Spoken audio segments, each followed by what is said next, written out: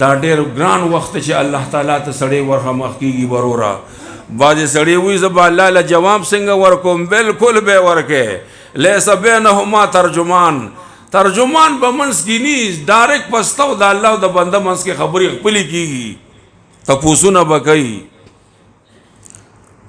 حضرت عیسیٰ علیہ السلام نه مظاهر تفسیر مظهری لیکي چې کله الله تعالی ته د قیامت پر ورځ د عیسی علیه السلام نه تپوس وکړي چې انت قلت للناس اتخذوني وامي الهین، تا دې خلکو ته ویلو چې زما عبادت کوئ، زما د مور کوئ.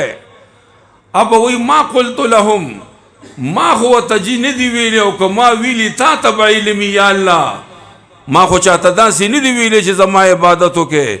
نو تفسیر مظهری لیکي وی د حضرت عیسی علیہ السلام باندې به د دې خبرې نه دومره بوج راشي چې د هر ویښته د بدن په دغه چې کوم ځای کې ویښته دی کې خو لاندې سوري که نه خوله ترې روځي.